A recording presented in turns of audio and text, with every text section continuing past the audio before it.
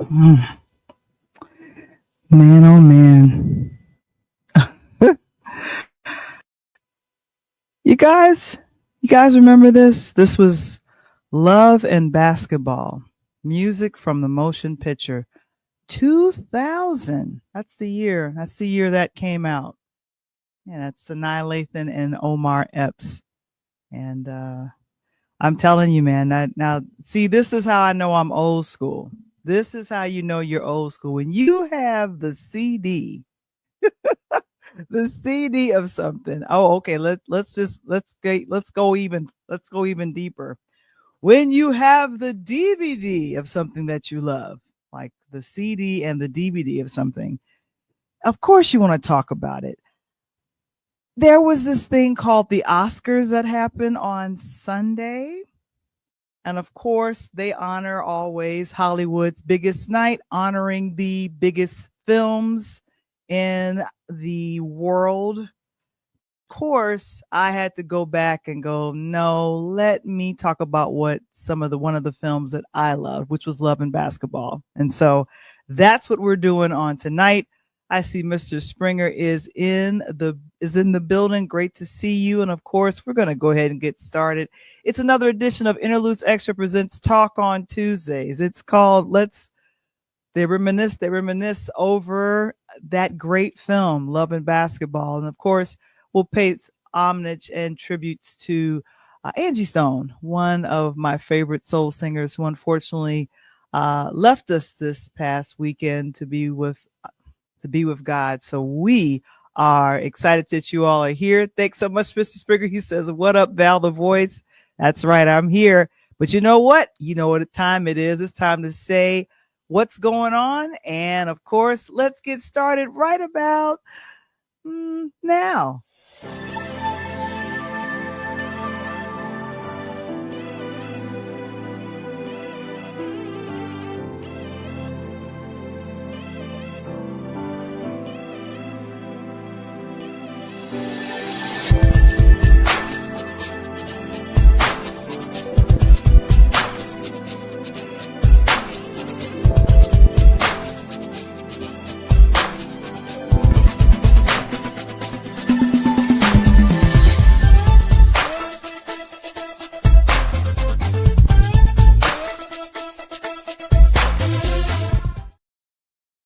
It's Interludes Extra presents Talk on Tuesdays. Guys, welcome, welcome, welcome to the show. Let us know that you're here in the room chat. But of course, let's take care of some business first before we walk down memory lane. There's a book called A DJ Saved My Life. There's something that's so exciting about your girl here writing a full-fledged book about part memoir about how being a DJ, a virtual DJ, and being a podcaster like this one saved my life during the pandemic, and kind of giving you guys the ABCs of starting your own podcast. You can scan the QR code, but you could also go to purelighthouse.media.com. We're so proud of our new website. We are over the moon with it. And of course, we have other merch there, mugs, t-shirts, as well as sweatshirts with this beautifully designed cover from a good friend of mine, Delano A. Johnson. Of course, we're going to keep it moving. Oh my goodness. Patreon. I have started to post on Patreon. I'm so happy. I got my first post over there. I'm going to show you all what I posted over there. But of course, go ahead and be a part of it. It's patreon.com/interludes. We're integrating a lot of new things over there, including I've been getting into blog writing. I've been doing blog writing and newsletter article writing. So I'll come up with an idea. I'll go to my assistant and say, let's come up with something. And we come up with it, which is really good. So go ahead and check that on out. And of course, we have KeySpot. That is our affiliate sponsor. It felt so good to meet our affiliate sponsor, Cynthia McAllister, in person. Share, connect, grow. You have a small business. You want to put it on this app. It reaches businesses and individuals all over the world because it's an app, which is wonderful. Share, connect, and grow with KeySpot. And of course, you guys go visit keyspot.app.com to get more information about our. Of course, you guys can register your business today. Very inexpensive, $15 a month. A lot of you all are here because of KeySpot. We want to thank you all so very much for all of that. Oh my goodness. Let me just, since we've taken care of the business at hand, I want to make sure that I say this. It's March already.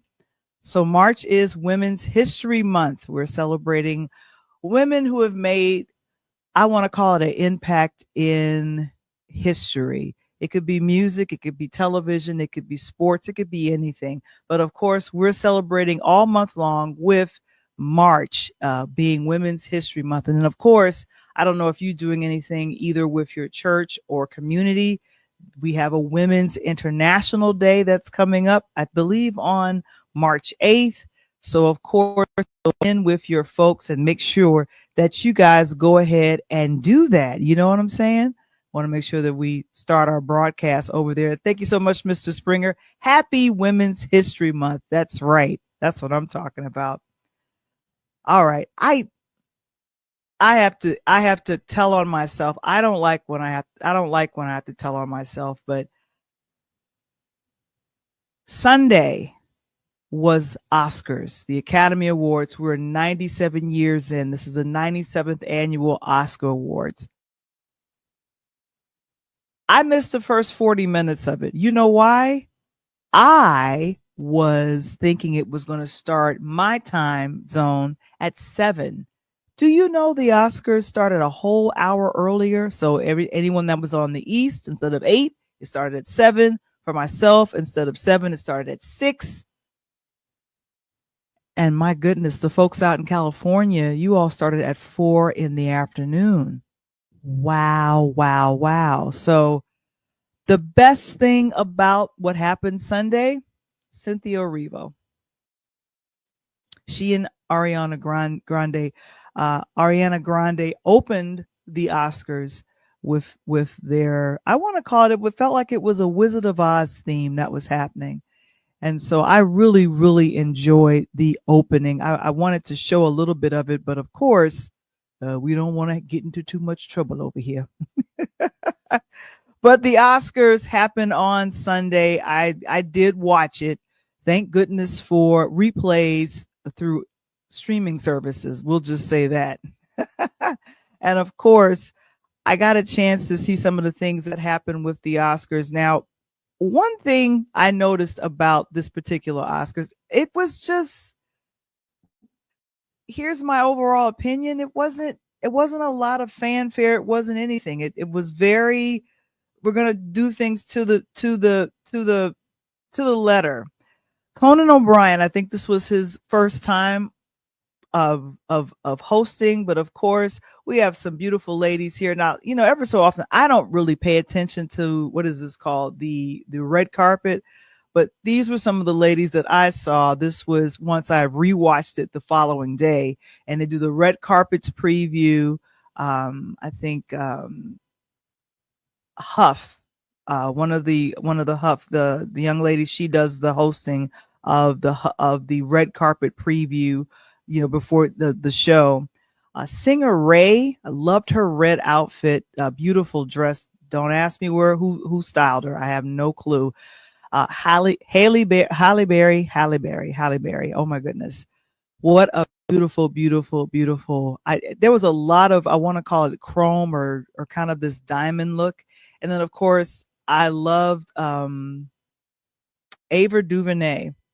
Who, to me, I need to have her to win an Oscar for directing, but I'll get over all of that. We'll keep it moving. But a lot of great styles that night. And here we go, Conan O'Brien. I think he did a decent job with hosting. He didn't roast the folks too badly. He didn't, he did his usual thing. The one thing that I did like is that, and I noticed the sensitivity even with Trevor Noah with the Grammys. You know, a lot of folks, unfortunately, out in California, they're still suffering the remnants of what has happened with the LA fires that's happened all over. And also because both award shows are in Los Angeles, it was wonderful to see Los Angeles fire relief efforts. You had, I believe, am I looking at this correctly? They had them there, a few people that are leaders, and Conan introduced them. And I think Conan said, let's tell some jokes. So they got them in on a couple of lines with the jokes, which is interesting. So it was good seeing the firefighters. And this is the one thing I'll say. Let me stop showing this real quick. I am in prayer for everyone that have either lost a home or lost a loved one during the fires. This was really, really tragic. And here's the thing. People are still looking for help. And I kind of given a list of some of the things of the people that are still donating and still helping. I'll ask a few of my friends and family that's out in California. And what we'll do is we'll put those resources on purelighthouse.media.com and definitely update the description of this on YouTube to let you all know where you could go and help with the fire relief. Because here's the thing. If you've lost you lost your home or something else has happened, there's still things that are happening afterwards. And I'm grateful that a lot of the award shows did acknowledge what happened, and then they did other things as well. I'll let Coach set himself up. He'll give me a thumbs up when he's ready. But then, of course, we're going to keep it moving. Now, this was some of the things that I noticed about the Oscars. And thank goodness they had the fire folks there. Now, they did a whole thing to what is this called? James Bond, Doja, Lisa and Ray. They did their thing. And I said, okay, you girls do your performances. It's a cool thing. Halle Berry, I loved this dress. It was just good to see her. Because keep in mind, she's one of the few people that's won an Oscar for Best Acting. It was just good to see her, period. And then also good to see Oprah Winfrey and Whoopi Goldberg, because they were there to honor Quincy Jones.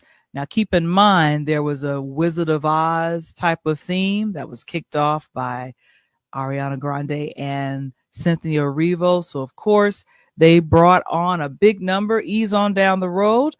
And, of course, it was good to see Queen Latifah on stage representing and doing her thing. Give me a thumbs up, Coach. He is giving me a thumbs up. I'll just talking.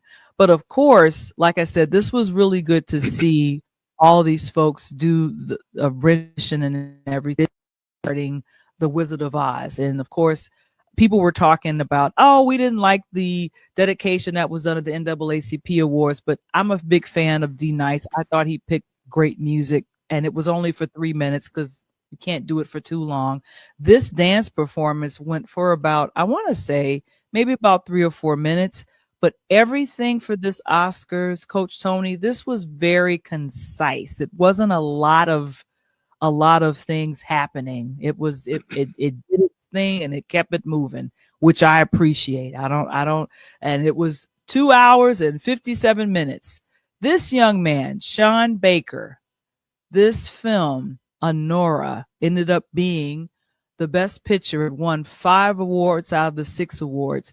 Sean Baker became the epitome of do it yourself. He won an Oscar for editing. He won an Oscar for directing. He won an Oscar for writing. It was nuts. I'm like, what is this film? So Tony, this will be on my list of films to watch. This was an independent film that was made for $6 million in New York. And then, of course, it was talked about and praised. I don't know what the film is about, so this is something I need to educate myself on. So congratulations. And then also the young lady won from Honora, won for Best Actress. I was rooting for someone else. Now, here's the other thing. Paul Tenswell, he did the costume design for Wicked, Tony. He's the first African American man to win for Best Costume Design.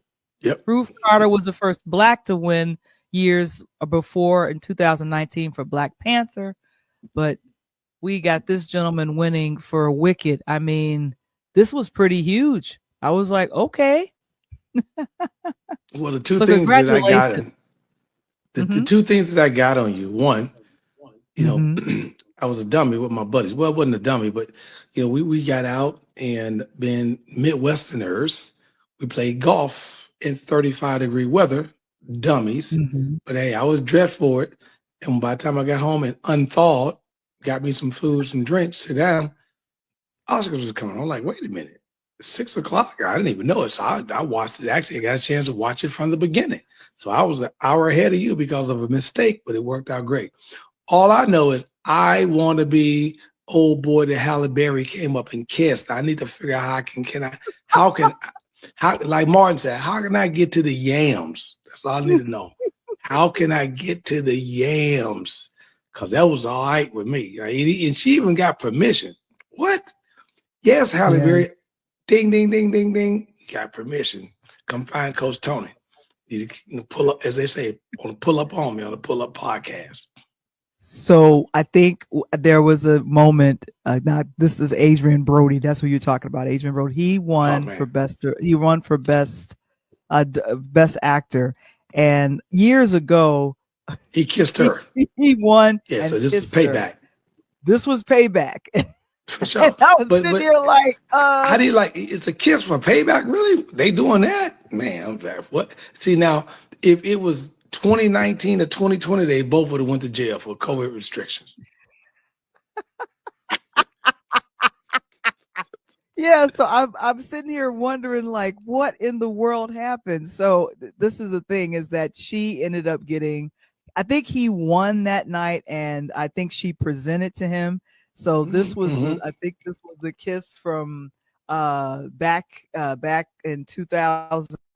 This was 2003. So this was I thought it was 16. Like, oh, okay. Yeah, this was 2003 when I think this man, that one right there.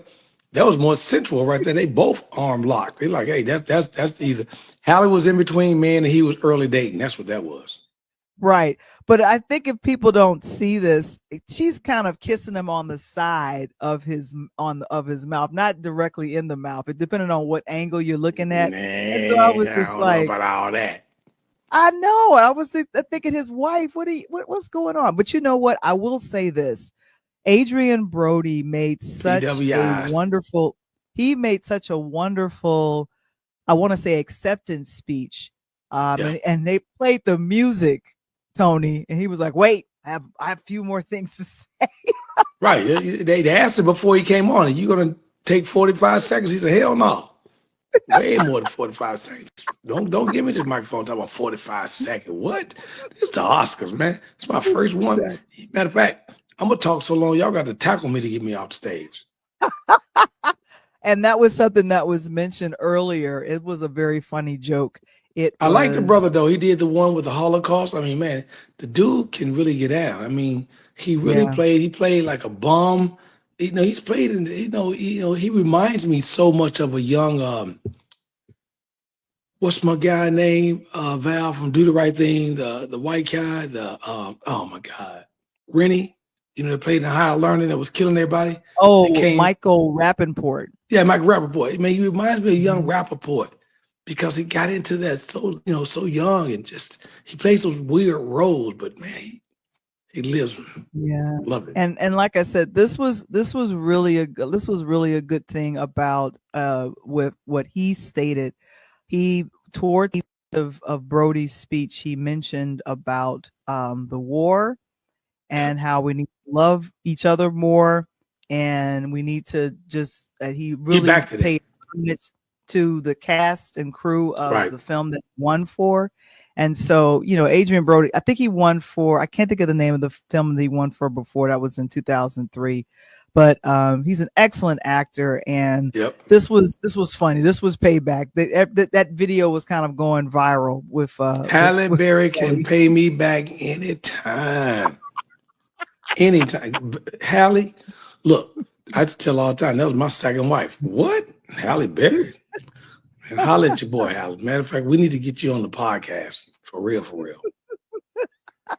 Yeah, so I think she posted it on her. She posted it on She was a good her sport. what is Well, I her mean, thing. she wasn't Yeah, a good sport, Val. mhm. The wife was a good sport because the wife Of knew course. Oh, of from the course. So past. yeah, So, yeah, she was, and I it was I cool for don't. Halle because everybody thought, oh, D.L. Hughley put it on there. Is it right for you if you this and that and blah blah blah? Yeah, I get all that, but when you're Mhm. at that level and you're a star, and if Halle Berry didn't kiss him, do you think that she ain't sitting home watching him do a kissing scene or a naked scene on a movie with somebody else?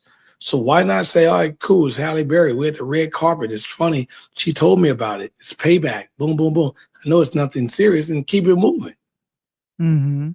Yeah, and let me see what I want to make sure that I have what Adrian Brody won for. Let me put that up real quick. Thanks, Mr. Springer, for letting us know what we're doing.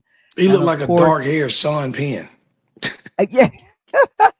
So best actor for The Brutalist. The Yes. Brutalist.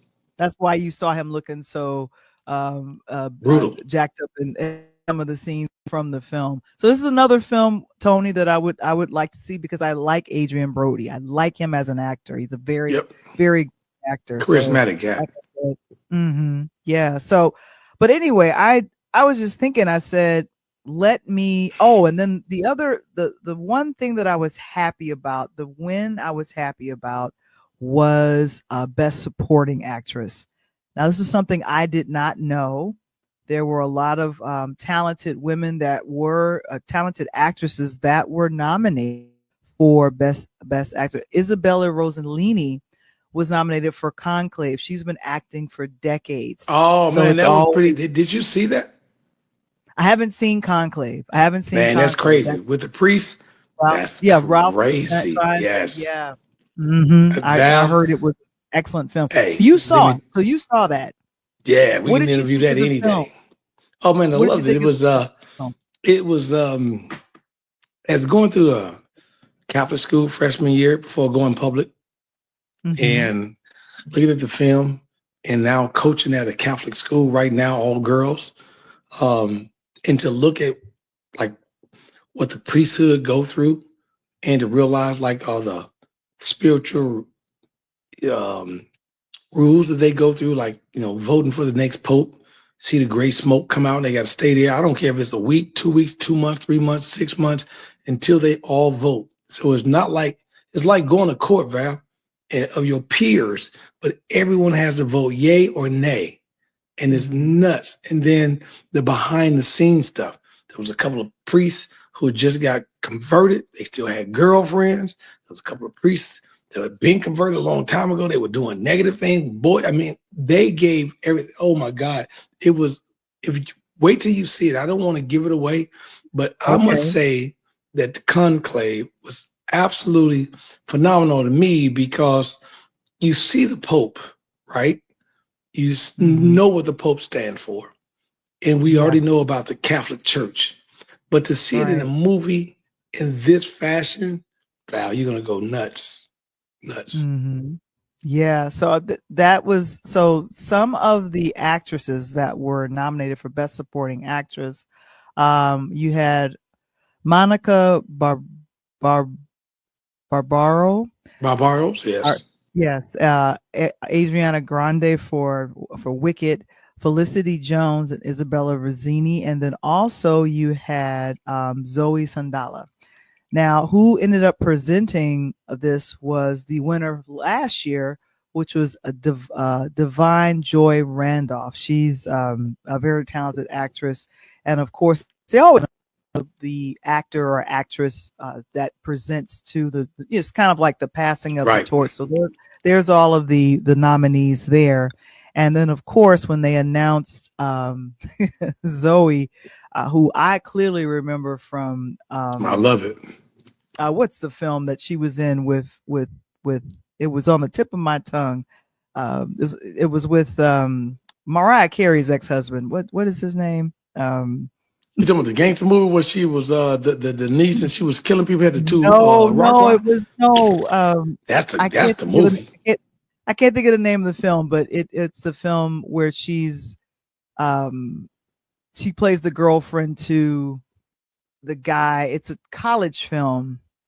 Drumline. Good Oh, Lord, Drumline. Drumline. Yeah, yeah. That Very Drumline was all right. Pixel on her That movie, that Drumline. that Yes. was nowhere near her best, in my opinion. No, it's If not her that's on best. a scale of 1 to 10, that's like 15%. Her best movie was when she played the escapee coming out of the CIA, and her uncle was part of the cartel.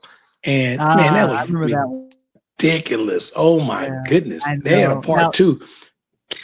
That was her best work.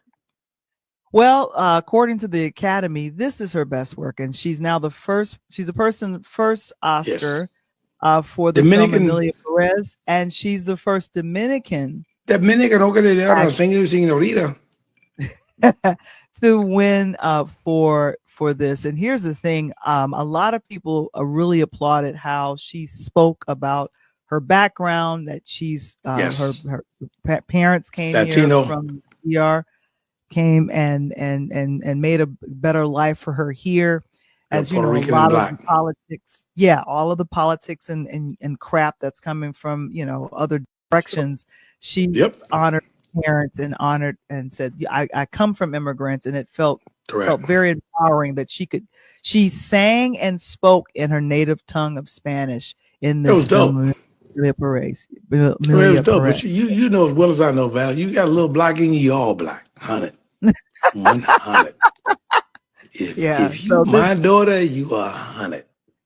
Well, I'm proud of Zoe because I've been watching her career for a long time. At the Yeah. early onset of the show, Conan O'Brien made fun of some of the actors and said, "I'm going to show your picture when you first started." So he showed a very young picture. It was Guy Pearce, so it was side by side how Guy Yes. Pearce looked now, and then back in the day, he looked like he was a member of a singing, and then he did Zoe Sandala, Look and like she he's looked part of Boys to Men. exactly. And then he said, I'm gonna mean business. If you guys go too long, I'm going to show John Lithgow." And John Lithgow just had this sad face, like Right. it was very funny. It was very Yeah. cute. Nothing too much. But like I said, with the Oscars, it was like I said, I watched it, I enjoyed it. It was fun.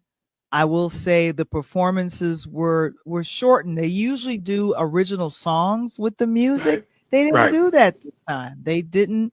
It was more about doing sweeping tributes, like one to Quincy Jones.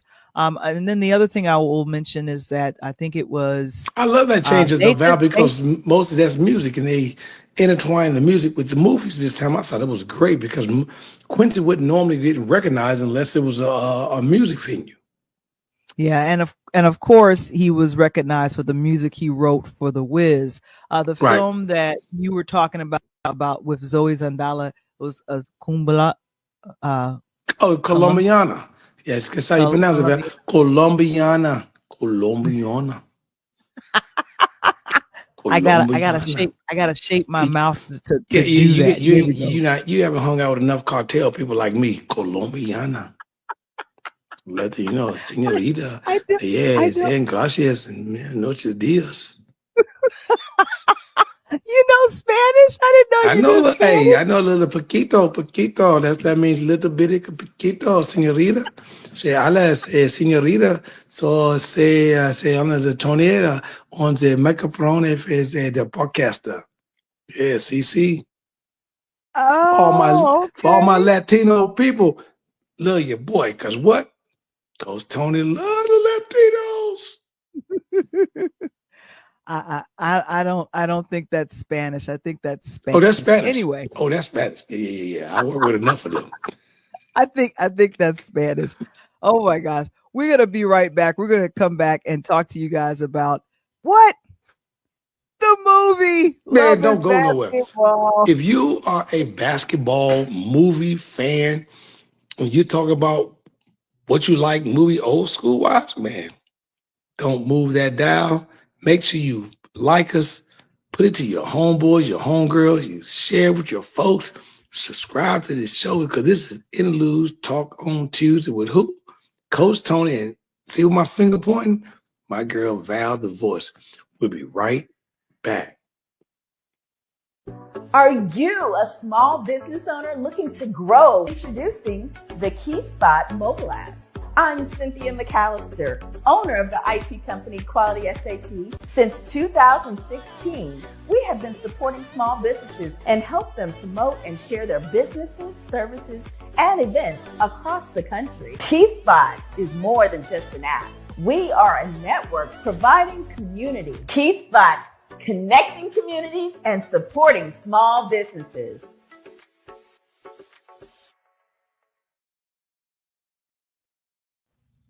Can I play? All right, you and Kelvin against me and Jamal. Oh, man, he's a girl. Girls can't play no ball. Ball better than you. I'm going to be the first girl in the NBA. No, I'm going to be in the NBA. You're going to be my cheerleader.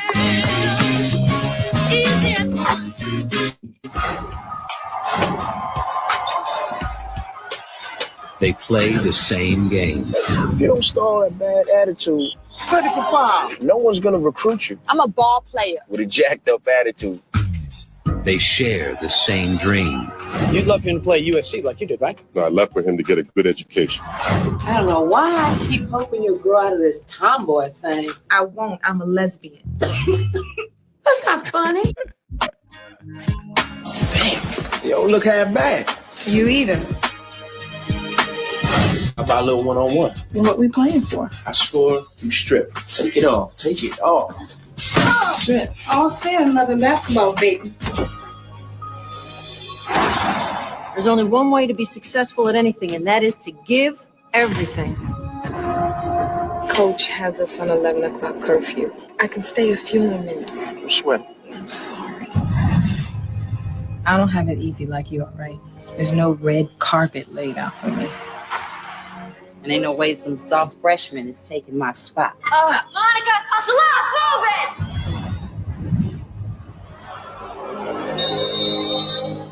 You forgot to be there. If I stayed, I wouldn't be starting. Well, at least you got your priorities straight. Look, I'm entering the draft. I'm going pro. So that's it. Just forget about you and me. New Line Cinema presents a story about the passion it takes I never knew anyone loved ball as much as you. to keep your dreams alive. I've loved you since I was 11, and it just won't go away. This spring, I'll play you. One game, one-on-one. For what? Your heart. all's fair in love and basketball.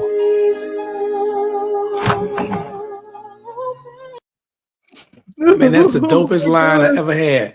I'll play you one-on-one for your heart. Let me tell you something, Val. I used so many lines from that movie back in the day. What?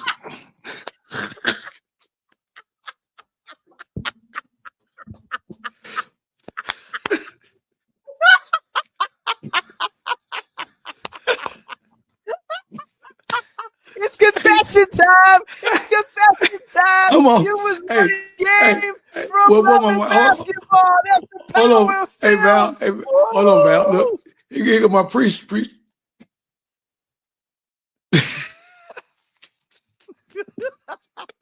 Let me tell you something. This Ladies and movie, gentlemen, we're sorry about that. let me tell you something. Now, y'all got a king with us right now. We're going to do this, the hood review. Val going to give you straight. Don't come into my theater unless you got some chicken wings that you done snuck in with maybe a couple of, little bourbon, some tequila, whatever. We're going to talk a real talk. Let me tell you something. This movie right here, oh my God, this is one of the best. Man, you talked about this the other day, Val. Outside of Brown Sugar, it had one of the coldest movie questions ever, right? We know Brown Sugar. When did you fall in love with what, Val? Hip hop. Bam. When you fall in love with hip hop. And if you don't know that verse, then you're not a Brown Sugar fan. Right here, Omar took that from that movie and said the same thing. When did you become a lover of basketball? She was like, hey, since I knew you from a little kid. So we doing this and that, and we're going to pay for our heart. What I love that the director, Gina Prince Blythewood, did is that she balanced basketball and life, Val. And me being a coach on the sideline for 25 years, having to balance this family and me coaching, is like that. Because sometimes I'm not always the favorite person. Trust me. I mean, I miss a lot of family things because of basketball. And at one point, I heard I was dating Spalding. For those that don't know, that's a basketball maker. And you have to be in this world to understand it. So when you told me we are going to review this tonight, man, I was all over this because this is one of my favorite movies in 25 years. 25 years of loving basketball, and 25 years from now on the 50th anniversary when it's silver. Well, I'm sorry, silver is 25. 50 is gold or platinum, I forgot. But I'm going to be right here talking to him because this movie is one of those movies, Val, that it doesn't matter who you are, what color you are, how old you are. It goes between lives. That's like Love Jones, right? It's like Brown Sugar. We can go on and on, like Brothers, because you can feel that. And what I like about this movie was it was the early stages of the WNBA and love. Now you got to make a decision. And what Gina did as a director, she made the woman more important than the man. What a flip. Now, I got a question for you that you may or may not know. Who gave Gwen Prince Blythewood the baseline of how to do the movie and what was suggested to her? Do you know that? That is something I don't know. I definitely want to. Now, if you see here pictured in this particular thing that we're showing to you guys right here, that is the lead actress, Sanaa Lathan, with Gina Prince Blythewood. And I'm going to get into it a little bit, but here's the thing. Did you know that Gina is from Chicago?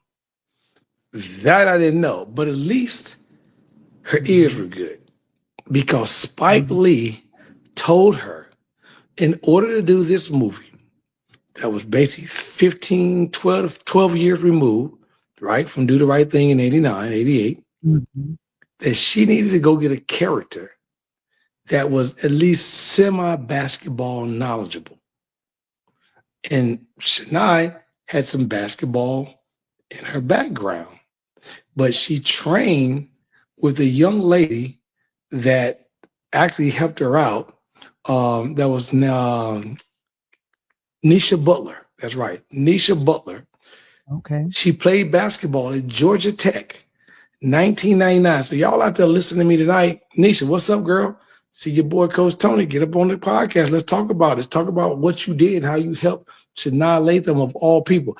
Nisha Butler was a basketball player, for those that don't know it, Georgia Tech University in Atlanta, 1999. She was Rookie of the Year, conference big-time ball player. And when they came to her and approached her about this movie, she took time away from her sport, Val, to teach Sanaa Lathan about basketball, which helped her produce and make one of the most all-time favorite minority movies of all time. So shout out to Nisha Butler, Georgia Tech basketball, 1999. And Val, I'm gonna find her and get up on this podcast. That's what I do.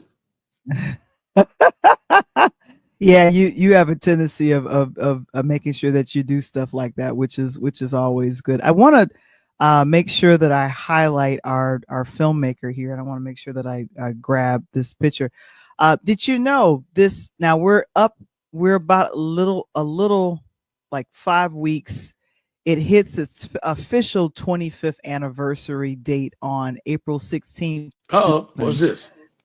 So we're a little early. It's perfectly fine. But I definitely want to make sure that I do this. Let me make sure that I go ahead and present this. Gina Prince Blythewood, who you just found out is from Chicago, which she's from the Chi-Town. Hold up. And what does it say right there, Val? What does it say? From the Chi, baby. I'm wearing the Chi tonight. Y'all better recognize Coach Tony always representing the Chi. What? Right, exactly. She I believe if I'm looking at this correctly, was this her first directorial debut? I wonder what high school she's from. Yeah, that's a good question. So, this was her first feature film that she directed. She had done. Now, here's the thing: she's one of the few people that wrote for A Different World, and on the set of A Oh, Different World, she met her husband, different Reggie world, different Brythewood. world. And do you remember the film Biker Boys? Oh yeah, I remember Biker Boys. So Biker Boys was directed by her husband, Reggie Brythewood. Now, All right. I spoke with a friend of mine. She sent me a text and said she went to high school with Reggie. I said, "What?" What high school did he go to? Well, this was in New York. This was in New York. He's from. Oh, I he's guess so he's he's from from New New York. York. She from the Shop. What a hell of a He's mix. from the Shire, so it works. Some of the films that she's known for: The Secret Life of Bees, Yep, that's a good Shots movie. Fired, the series. Boom, that's a great movie. Napoli Ever After, and her lead don't know is about that. that. And then also, let's see, that's the writing. I'm so sorry. Let me look at the directing. I'm so sorry. Previous, The Woman King. She directed The Woman King. That was Viola Davis. The Old Guard. This film did very well on Netflix back in 2022, 2023, I believe. Cloak and Dagger, the series. Dagger, I remember that. And then one of my other favorite films that she's done, Beyond the Lights. That's with Nate Parker and Gugu. Oh, I don't want to mispronounce her name. She's English African. Love her acting. And then of course she did some direct. Oh, and then the other film that she directed is Disappearing Acts, but very similar. But very similar to who is the director who did Black Panther? Ryan Coogler. What's the name of the actor that Ryan Coogler likes to work with? Michael B. Jordan. Michael B. Oh, yeah. Man, I loved him actually in that movie where he played, from his hometown from Seattle. That was dope. Before the Black Panther. Yeah. You know what I'm talking about? It was I don't know. I don't know that film. I'm sorry. But you know what I'm talking about, right? No. Oh man, there was a group of kids. The group of kids that was in Seattle, and something went wrong in one night, and they ended up in trouble in one night. He did that before he did Creed, before he did all the Black Panther. That movie set him forth. I'm gonna find it. You got to watch that movie. God, okay. Dog, what's let the me. name Okay. of Let that me. Let movie? you're going. Okay. You're going down the street. That I need you to come back to Gina. Come back to Gina. Come back to Gina. I'm with you. I'm with you. I'm just on Michael Jordan. I'm just telling you that movie was tight. So, so Michael B. Jordan and Coogler, they like to work together. So the actress that Gina likes to work with is who? Sanaa Lathan. Makes sense, right? Bingo. Because Disappearing Acts, Love and Basketball, and Napoli Ever After. These were these are the films that she's done with Sanaa Lathan, which is 3 or 4 films that she's directed her in. So I feel like when a director likes working with a particular actor or actress, they will bring them back. Just Spike Lee did it all the time. How many times does Spike Lee work with the same people? And my boy Kevin Springer, thank you. I love you. Fruitvale Station. There you go, Val. Because Tony be up on the game, girl. Come on, man. Don't shortcut me. Don't cut me off at the knee. What's up, Mark? What's up, man? Fruitvale Station. There you go, Kay. Kevin, like you said, Fruitvale Station was ridiculous. And to put Gina in what she's done to grab a Michael B. Jordan and then grab a Sanaa, put them together, Val, it's like hot water and chocolate, right? Make a good mix. Got you some hot chocolate. And I think what's really important about and we're celebrating Women's History Month is that Love and Basketball was not only a critical success, it did well in the movies. And now when you do a release and you're given so much money to do the film, I think What did they make? I think she made it for 6 or 7 million, and it did 40 in for the box office. If I'm Wow. looking at that correctly, I yeah. still got the DVD, Val. You wait. Will you look over There you here? go. What? Will you look? Will you? Hey, Will you a look good over here? mind thinking like, what you talking about? What you talking about? This Good is minds this thinking is, like. and and this is how I know I'm corny. And ain't nobody even watching DVDs no more, man. Of course they're There not you go. watching DVDs. Of course not. Of Hey, course but not. you know, this is and do all you coming know back, and that's gonna be worth paper. and do you know what I have in here is You got the credits? I have the tickets, the movie tickets inside of the DVD. Oh yeah. You got something right there. Let me you know there. You need all you missing is a autograph. Exactly. But You yeah, need to I find out what airport she fly out most of the time, and then just hang out in the lobby. and then Mark says, "Love and Basketball, an amazing movie." And of course, Kevin, he puts in, oh, okay, so Nathan says Love and Basketball has crossed all racial and cultural lines. It's something about, I want to say it's the sport of basketball is of showing this. And I love how you talked about this was kind of the precursor before the WNBA because it didn't exist. Yeah. And to see the struggle, I always kind of reflect on this film when we talk sports, especially women in sports, especially with basketball, of that struggle of them having to go overseas and to make it. And they did not have a league like they had in with the WNBA. Like it started in 96, 97, and this film came out in 2000. And the fictitious character Monica ended up making it to the WNBA. This is the cast. This was taken in 2022. Gina is there. A couple of the folks that's there. My girl Debbie Morgan, Angela from All My Children. Yeah, no, that's not Angela from All My Children. Let me hurry up and tell you. I thought it was. Who you looking at? No, that's not. Although Debbie Morgan was in the film, but who you're looking at? Yeah, I'm saying Debbie Morgan was up in the film. That was Monica Mama. You're looking at Kyla Pratt. She played the young Monica. You're also looking at Sanaa Lathan, Omar Epps, and then also you are looking at Alfre Woolard. Alfre Woolard played her mom. Dennis Haysbert played the father. Played the father. Dennis Haysbert, he played the father to Omar Epps' character. Regina Hall was also in the film. Also Gabrielle Union. Yeah, man, you can't miss Debbie Morgan though, man. I don't care what they say. Debbie, Debbie, look, holler at your boy. I'm gonna give you credit tonight because Debbie Morgan was up in there. Yeah, Debbie Morgan played the wife to played the wife. Quincy McCall. To Dennis Hall, yes. And then also Chapman. That's who. Now he played young Quincy. He's a grown person, just like Kyla is in this shot here. So, and then another Chicago native, Harry Lennox, who played Monica's dad, Nathan Wright. Yeah, he's in there. Mm-hmm. But man, this was really a good thing. And what's Mark saying? Okay, here's Mark. Of course, me and Coach had a crush on Sanaa. Oh my goodness. For sure. Yeah, Mark, we got to throw them hands up. I'm from Chi-Town, so we slap box all the time. So I give you a 10 count. We won't. We can do it.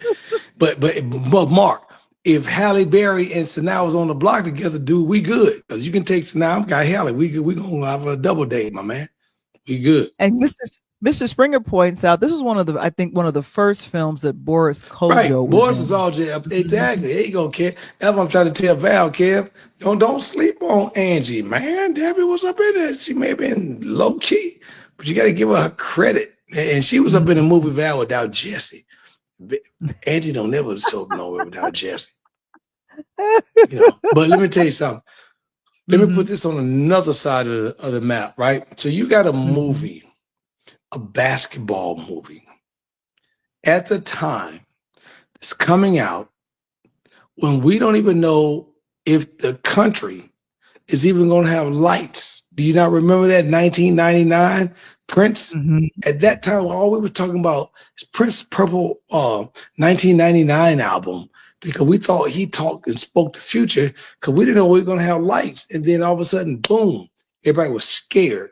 And then the first thing that jumps out is Love and Basketball. And it just took both of these cats' careers to a whole new level. Omar, Sanaa, and they've been doing things ever since then. What I really respected about the movie, Val, was the real life. We've had Danielle Vigilante, y'all ain't on the Pull Up podcast. We've had my girl, Coach Crawley, Sylvia, just on here. Rusha Brown on the podcast, WNBA. All these young ladies were around the time that this movie interjected as the WNBA was getting off the ground. So to see Sanaa play a position or role where we was truly, the women had to go overseas to make money. And what I liked about it, when she got back, Val, she was still relevant. And now it was a situation. What I like in the movie was they didn't make it about Omar because he was a man. They made it about her. And then they came back and they still had the love of basketball and they still had the love of one another. They had a family. But instead of the woman always supporting the man, he stopped playing in the NBA and was on the sideline while she was on the court with Lisa Leslie and my girls with the LA Sparks. Boom. Drop the mic. Yeah. I have to say, Love and Basketball has my favorite scene of all, using one of my favorite songs from Michelle Dinicello. Michelle, Michelle. Yeah, No, not Michelle. Michelle. Michelle. I've seen her perform live. She's an excellent bassist. So I think I forgot. Oh wait, I'm sorry. The soundtrack I have right here. Hello. The name of the song is called "Fool of Me." Now some of the songs from the soundtrack, "I'll Go." It's Donnell Jones. He's from Chicago. I love that. Love Donnell Jones. Oh my God, Donnell, my boy. Sweet Thing. And of course, don't you love how Love and Basketball, the film, opens up with Love and Happiness from Al Green? Love and Happiness. And did you get your inspiration of doing 4 quarters from Love and Basketball? Because they broke up the film in 4 quarters. Correct. And I loved it because the beginning was about them in high school. So for those that haven't seen it, some of you young folks that's listening tonight, they had the first quarter about how they were coming through. First of all, they pulled off the biggest no-no that shouldn't have been, which is what, Val, before I give the answer? What was the biggest no-no? In filming or doing? No. What was the biggest no-no in this movie? We talking straight Love and Basketball. What was the biggest no-no? Oh, I don't know. I don't know. They were neighbors. They were best friends, and they hung out together. That's the biggest no-no. You don't date your freaking neighbor and all this other. So that night that he and Omar and she ended up in a backyard, he was hurt, and she was trying to prepare him to get back in USC, and she was still in high school. They were 1 year apart, and they said, "I'll play you for your heart." Okay, let's get it. So they played in the backyard, and they were playing, and he beat her because he was like, "I don't want to have nothing to do with you." But then she was like, "I fell in love with you." So now you got, "I don't want nothing to do with you," and I fell in love with you. So what are we gonna do about this? So then they tried to make it, but she's a senior in high school. He goes away and goes to USC. He's kicking it, doing all this, and he's a man. Because his old man played basketball, ex-pro ball player, divorced from the mom, doing his own thing. So they had their own issues and their problems. And now Sanaa's mom's trying to be the peacemaker and tell her, "Baby, you need to do this and that because you need to keep your sanity and stop chasing Quincy," which is Omar F. for those that haven't seen the movie. And she did anyway. But then she ended up being disappointed because he comes into the movie with my girl after laying up in the hospital, breaking up his knee. He comes into the hospital Tyra laid Banks. up. And who did he have as his girlfriend, Val? Tyra Banks, the actress. Tyra Banks, who was hot at the time, right? Everybody wanted Tyra Banks. So he comes into the movie. He's laying in the hospital with Tyra Banks. And what does she do, Val? Tyra Banks's character as the girlfriend. No. What did Sanaa do when Tyra Banks came in as his girlfriend? What did she do? She clammed up and was like, "Okay, good luck for you." All Bingo. right, She played it like a pimp. A real pimp getting down on the floor like a pimp. I don't. Wait.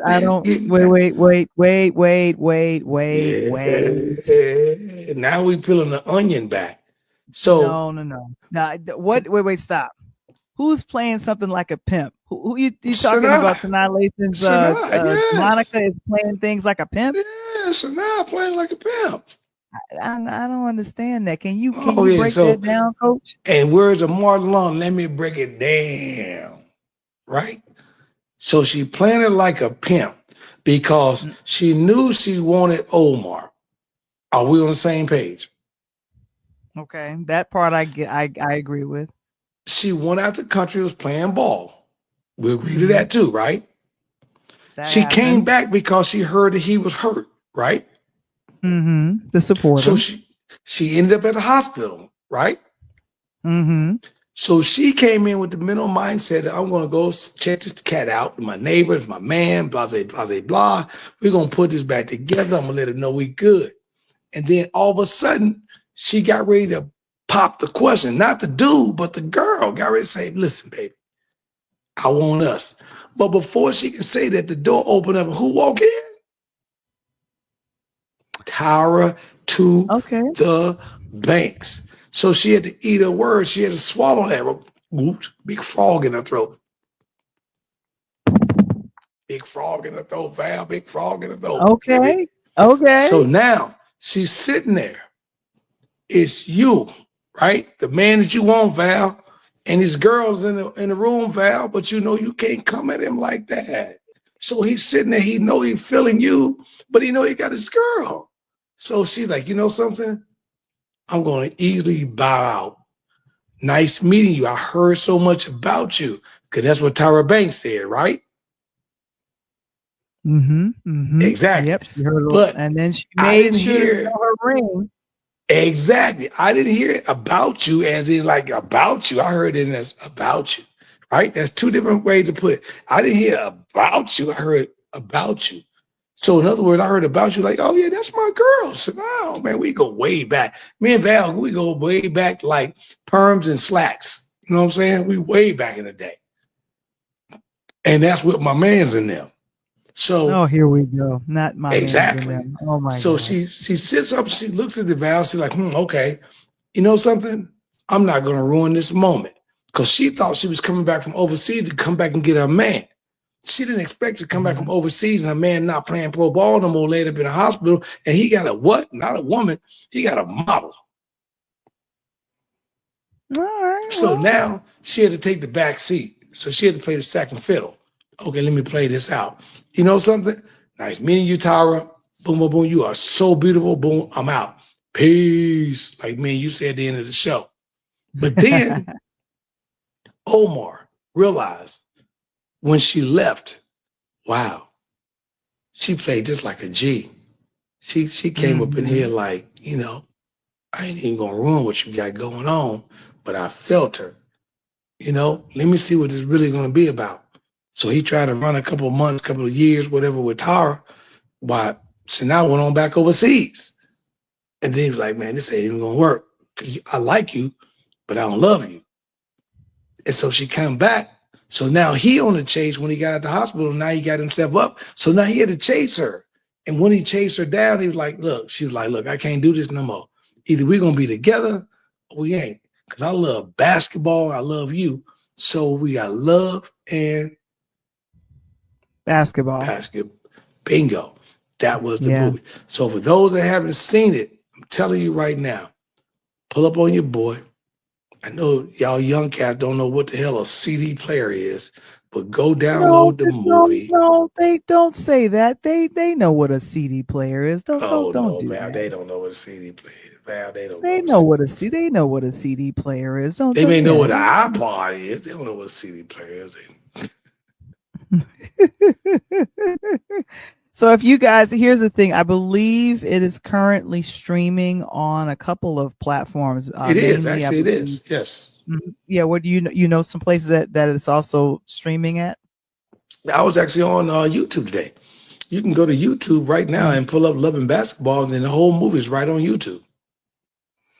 Oh, I didn't know that. It's probably playing with commercials and stuff like that. Is that about right?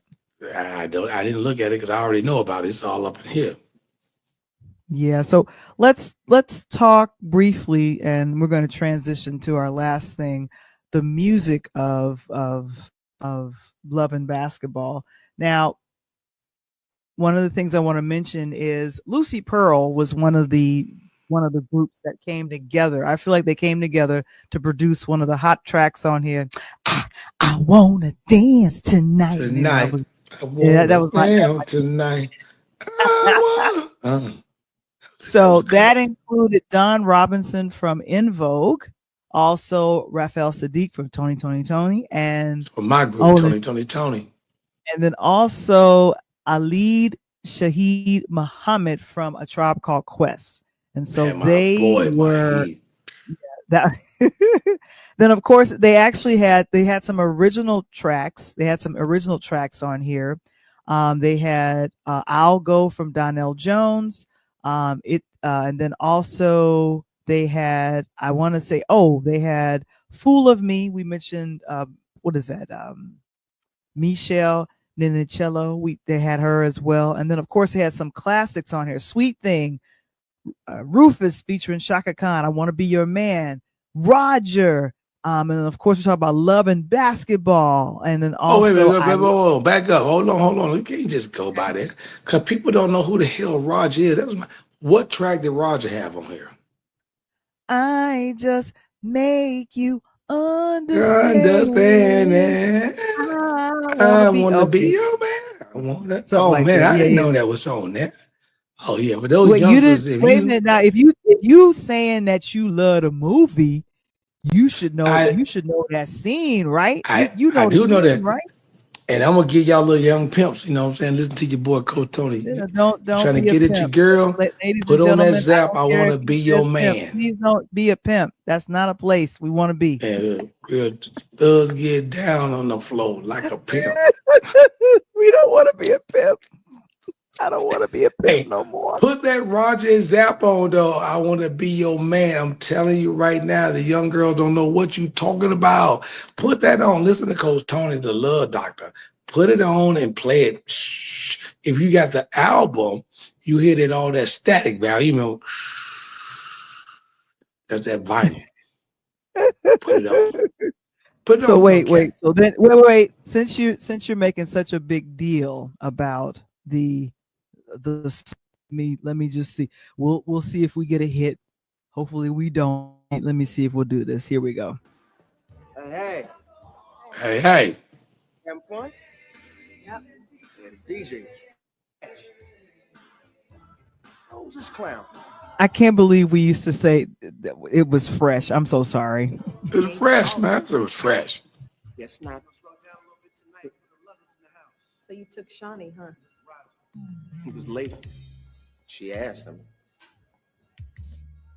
You want to dance? There's Boris. Yeah, I forgot about it. And she was uncomfortable in her dress, which I found hilarious. Right. Which I found hilarious too, because it wasn't that short.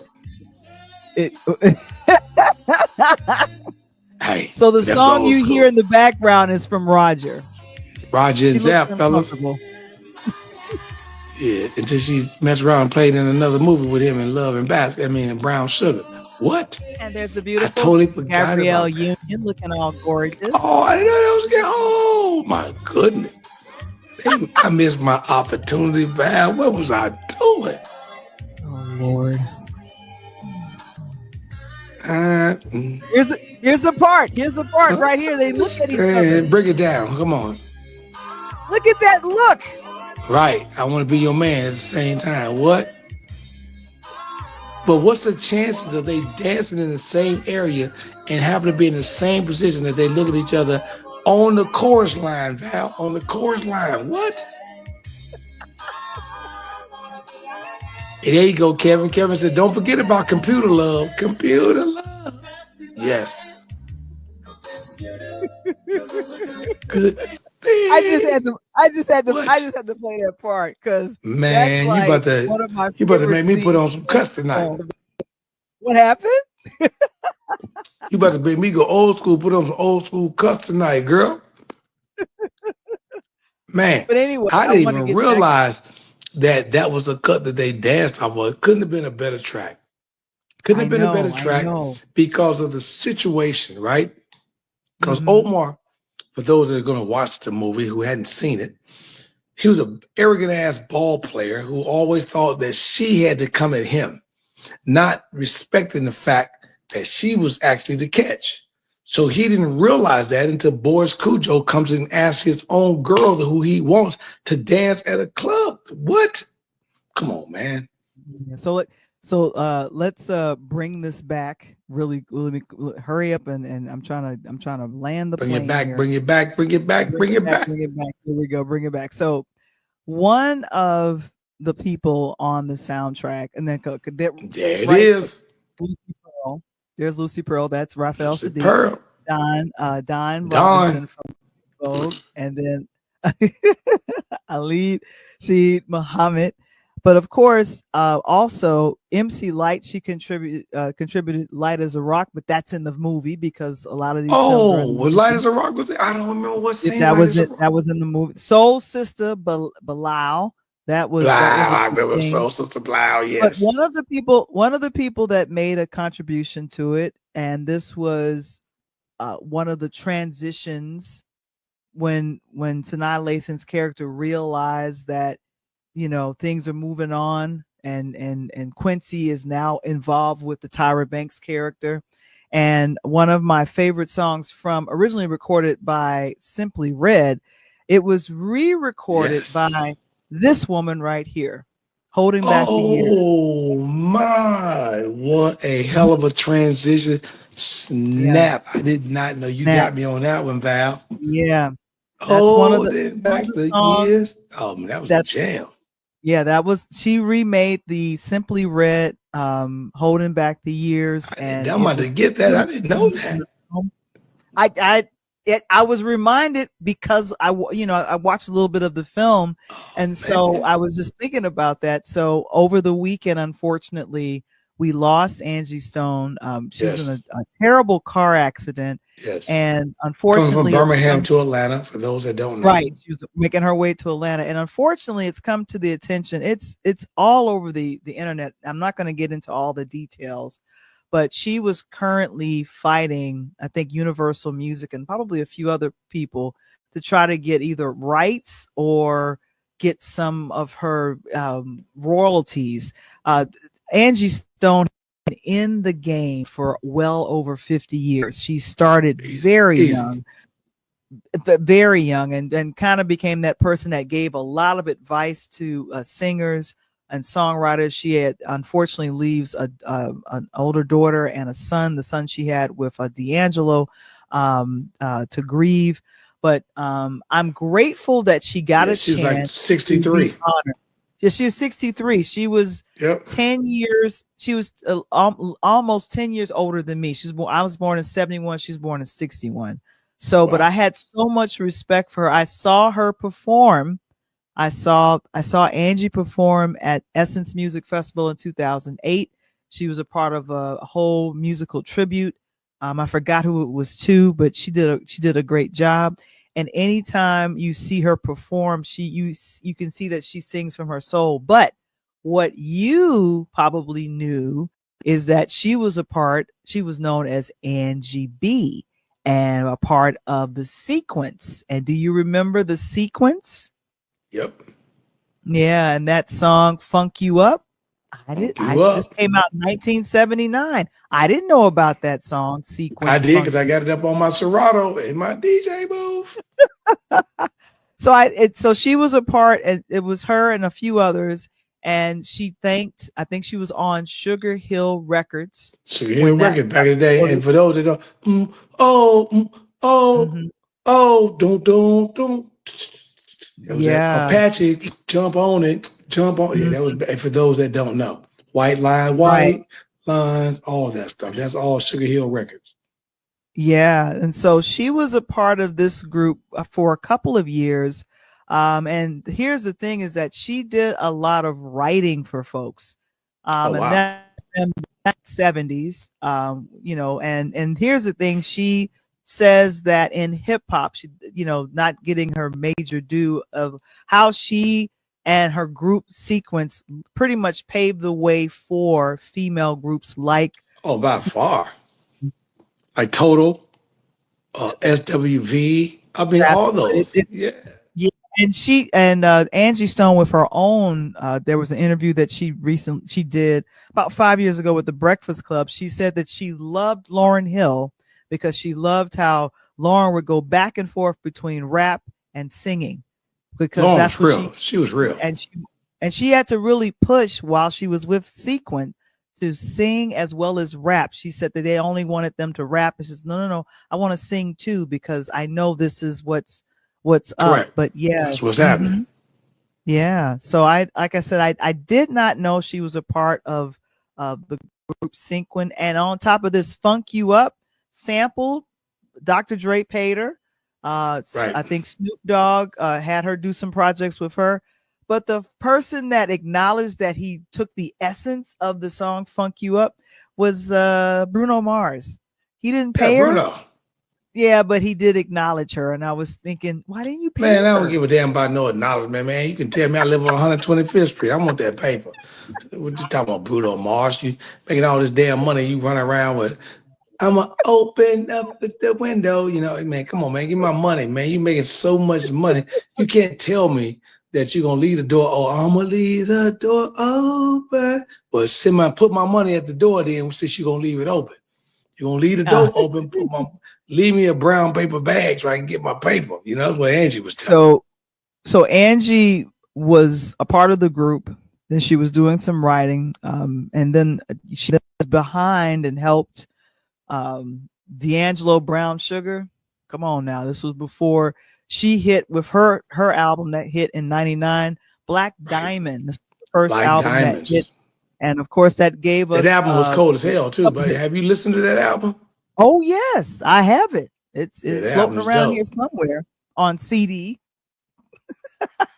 Right. But I think I Wish I Didn't Miss You Anymore, which samples Backstabbers, the OJs. I mean, love that. And for those that don't know, Backstabber, I'm talking about Backstabber, you know, smile in your face all the time. They want to take your place because they backstabbers.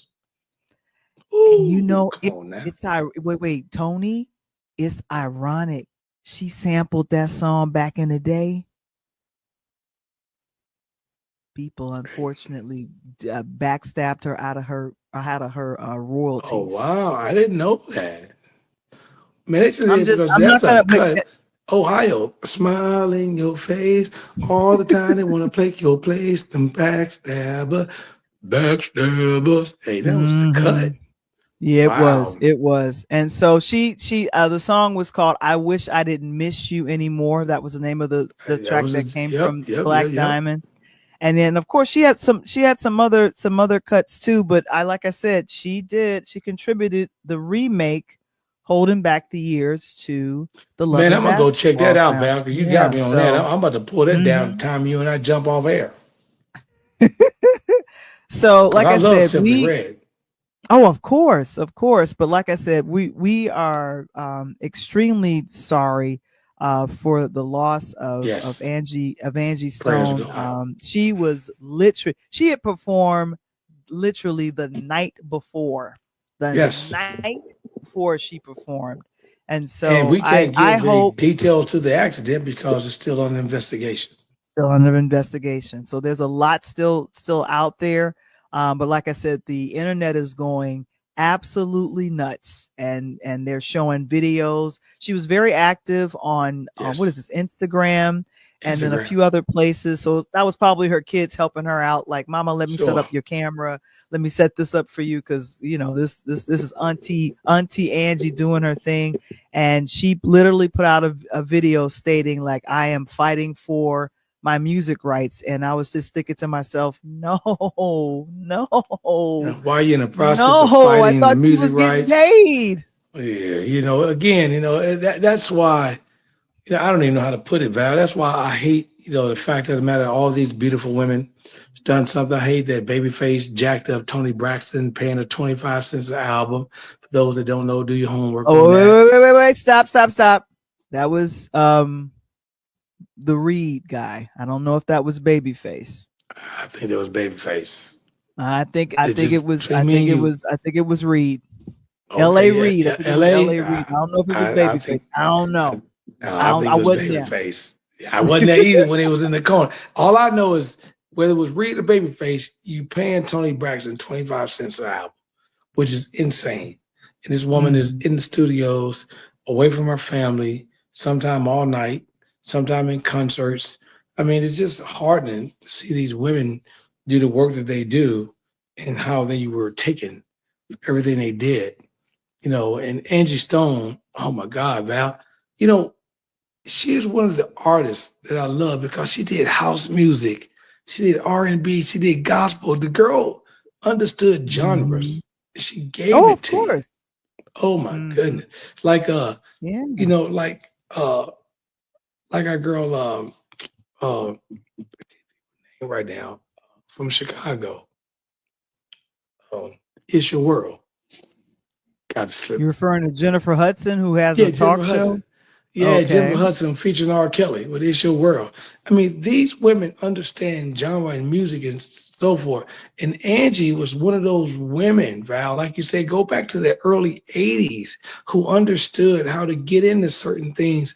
And she was able to change with the time. You and I talked about that when we first came on tonight at the top of the hour. Change with the time.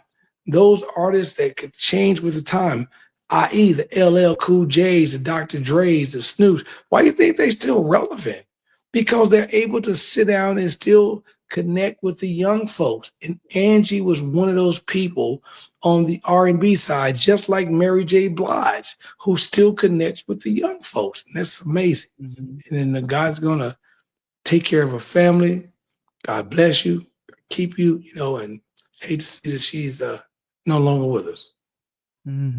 Yeah, and like I said, I now she was, according to the interview that she did with the Breakfast Club about 5 years ago, she was at the time working on possibly a biopic coming out about her and what she did with Sequence and all of that. And I was just thinking, I wonder how far did she get a chance to work on doing the film? Who plays that character now? And who she was interested in having play herself, because she had mentioned this was in the same interview. You remember the show Bernie Mac? You remember the show Bernie Mac? Yeah, the dark skin, the smart aleck niece. Yes. So the actress that I think she wanted to play her is, and I'm looking at Bernie Mac's little niece to play that, man. She is dope because she was a young director. She left the Bernie Mac show. She was directing shows, Val. So that's Camille Winbush. She was directing shows.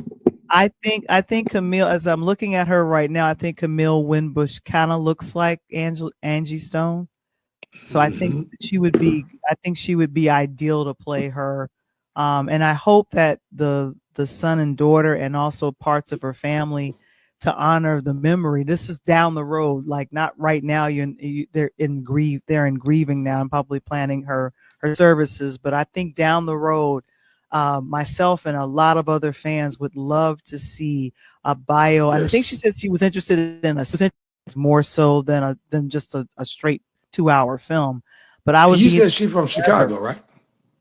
Who's from Chicago? Where's Angie from? Oh, that's a good question. She's from South Carolina. Columbia, South Carolina. Oh, she's down in the cut. She down there She's with down in Don the cut. Staley at University of South Carolina down in South Right. Kakalaka.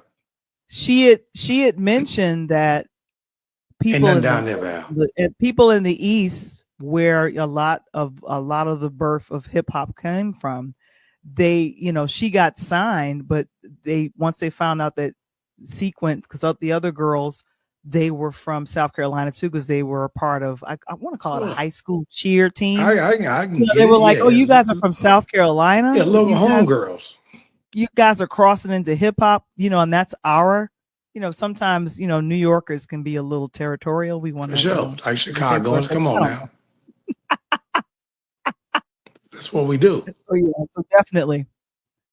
But anyway, so like I said, I'm praying for her family and friends and the people that were closest to her. For the folks, unfortunately, that were in the accident, the word out is that a lot of the other folks that were unfortunately in the accident, they went to the hospital, but unfortunately, Angie is the single one who ended up passing away. So, if more details pop up, we'll talk about it.